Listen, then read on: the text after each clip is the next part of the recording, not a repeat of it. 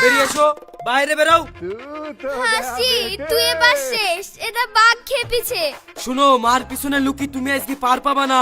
ভালোই ভালোই বলছি, মার পিছন থেকে বেরিয়ে আসো। আরে শুভ, কি করেছে কি? তুই এত রাগারাগি করছিস কেন? কি করিছে দেখতে পাচ্ছ না? আমার মুখটার দিকে দেখো। এই মুখটা আমি বাইরে বেরাবো কি করি এখন? কি রে শুভ, রাগারাগি করছিস কেন বাপ? বাচ্চা মেয়ে করে ফেলিছে, সাবান দিয়ে ধুয়ে ফেল, উঠে পড়বে। সাবান দিয়ে ধুলে উঠে পড়বে? দাঁড়াও দেখাচ্ছি। লাগতে ছাড়ো মা। এবার এবার কোথায় পালাবা? খুব সাহস তাই না? এবার দেখো তোমার কি অবস্থা আমি করি। এই যে শুভ, মেয়েটাকে লাগছে বাপ, ছেড়ে দে। ওর কি অত বুদ্ধি আছে নাকি? যে মেয়ের বুদ্ধি নাই তাহলে সেই মেয়ের সাথে আমার বিয়ে দিছো কেন? এই চুপ, আগে বলো তুমি আমার মুখে এসে বাকিছো কেন?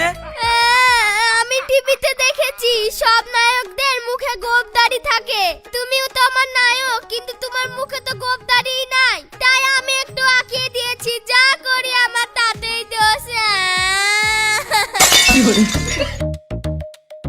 এই শুভ, বাচ্চা মেয়ে করে ফেলেছে, তুই আর রাগারাগি করিসনি। এক কাজ কর, আজ তো রবিবার, তুই বৌমাকে নিয়ে একটু বাজার করতে যাস। ও তো